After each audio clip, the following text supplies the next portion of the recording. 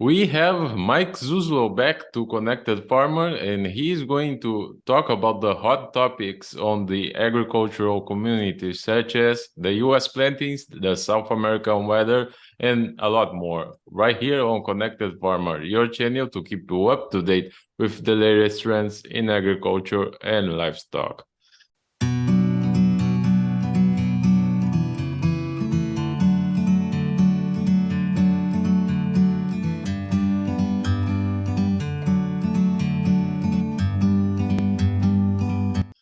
So, Mike, I'm really glad to have you back on our show. It's been a while that our schedules do not match, but you are back, and I want you to start talking about the U.S. plantings with 90 million acres projected for corn. What's the impact of this?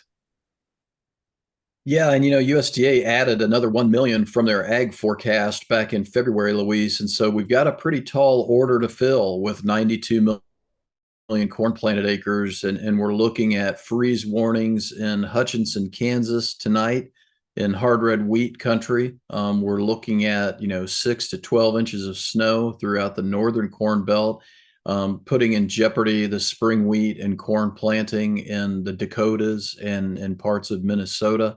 And this big cold front that's coming through is probably going to really pull down the soil temperatures in states as far south as Iowa and maybe even central Nebraska, who clients there have also had 3 to 6 inches of snow. So I think the market is probably trying to understand exactly where the acreage is going to come out at, but they're not willing to really price in any kind of premium yet. And I wouldn't expect them to as much given that we're still in early April. But I think once we get past April 20th, and especially as we get towards the 25th, 26th of April, that's when a lot of ag agronomists would suggest that now you're getting close to planting delays from a standpoint of getting maximum yield potential. So not unlike what the safrinha corn crop that was dealt the cards this year and just about a month and a half ago in Brazil. So especially center west, southern Brazil, from my understanding. So my mindset is at 92 million. If the current weather pattern holds and we don't turn off warm and dry, which the new 6 to 10 day model on Monday suggested that, and the trade I think ran with that pretty hard. If that doesn't happen, I think that 92 million that USDA just gave us is probably the top end corn number. Yes, and on the other side, we are watching all the problems with the Argentine soybean crop. It's almost half of the country is actually able to produce what is being projected by the exchanges over there. You see that growing as a factor in the market? I think the market is very confused right now, and I would include myself in that because on one hand, we have talk of Argentina bringing in 3, 5, maybe even 7 million tons of soybeans from Brazil, and maybe even as far north as the United States, because of their tragedy that they've had. And I've heard the drought, and maybe you can confirm this from your contacts, but I've heard the drought is the worst in about 100 years in some areas of Argentina. And yet we also now hear that the Argentine government is bringing back the soy dollar to encourage Argentine producers to sell their soybeans. And I just read this morning that the Argentine government is looking to do that from essentially now all the way into May. And so that really sends mixed signals to the trade. And I think that's why the bean market has decided to continue to play maybe the bull spread because of the tight grain stocks that we have here in the United States. But I don't think they're willing to really trade a higher flat price market because we are really getting some very strong mixed signals about what is going on down in Argentina. Why would they introduce the soy export dollar if they have no soybeans to export?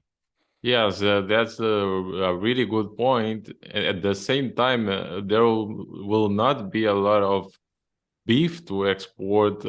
One of the main association speakers has reported that his estimate is that the country would lose about 5 million heads of cattle this year.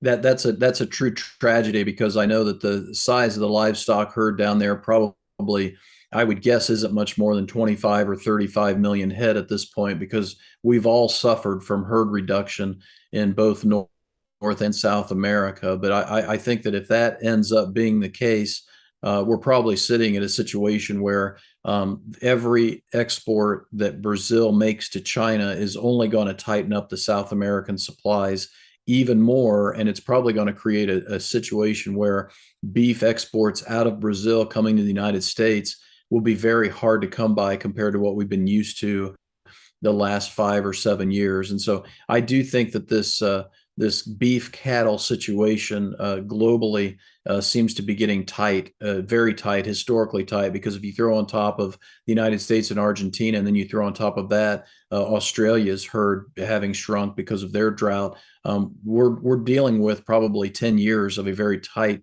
supply of beef, and that's where I think the hog producers and the poultry producers want to go after that market share, but disease and poor profitability and even severe losses in terms of financial losses are preventing that. And I think most importantly is China. The USDA ag attaché said just a little bit ago, maybe 2 weeks ago, in his update for the oil seeds, that they're looking at an African swine fever that's endemic in China. That means it's not going to go away. And I know you really like the macroeconomic issues. So Brazil has set a deal with China to trade in their own currency. At the same time, there is a potential that if a more free market kind of candidate wins in the Argentinian elections, there could it can happen that the Argentina adopts the US dollar as a currency. How do you think all of these aspects might impact the agricultural trade? That's going to be one of the most important features of the next 2 years, I think, Luis, because one of the things, and it's nice to be back with you to be able to talk about this, especially because I see this new East, new West trading and geopolitical bloc setting up. We're dismantling the 20th century post World War II globalization, IMF, dollar led type mindset. The BRIC countries led by Russia and China are working aggressively. They've been able to join up with Saudi Arabia now, and they're courting Brazil, they're courting other Central American countries. And so for the United States and Argentina to have more of a bond because of the currency market, I think would be very beneficial from a standpoint of the trade, because the United States is losing trade, and USDA just pointed that out in a special report. I was astounded that back as late as 2006, the amount of U.S. corn exports, as far as the world market share, was upwards of 70%, if I remember right. Yeah, 71% was our market share back in 2006 of global corn exports. We're now down to 30% as of last year. And that goes back to these trade sanctions. That goes back to this polarization and this deglobalization, and the BRIC countries led by Russia and China, and they're actively courting Brazil and India, and now they've gotten Saudi Arabia. They're trying to set up their own trade packs and essentially trading blocks at this point, and not unlike what we dealt with before the 1980s, 1990s. Yes, and also this week we heard about Japan, that they would buy ethanol exclusively from the United States. That would be a good thing as well for the U.S. producer. Yeah, and these are the things that we're going to get used to seeing until the 2024 election, if we have any kind of shift in power. But between now and then, I think this is where we're headed. We're headed towards trading with friends, not trading with quote enemies. And I think that's unfortunate because, I mean, we know there have been pitfalls, and globalization was not and free trade was not all it was stacked up to be, but it was pretty darn good compared to what we dealt with back before World War II, and especially before after World War I. And you know, we're still trying to get back to that level of globalization that we had before World War I. We really have never gotten back there, and it seems like we're going to fall short once again. So this is where the agriculture producer really needs to pay attention to the currencies, because the best way out for a demand low in the agriculture commodities for the United States is a weak dollar now. And otherwise, it's not going to come through big globalized trading agreements, it seems to me. Yeah, we talked a lot about the midterm and long term. What are you seeing for the coming days to conclude our podcast today?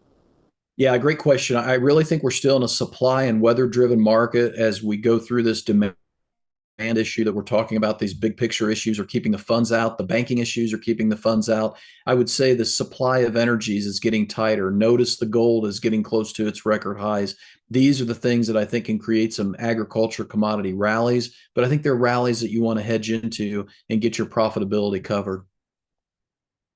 Thank you very much, as always, Mike. Thank you, and happy Easter, Louise, to you and all the listeners.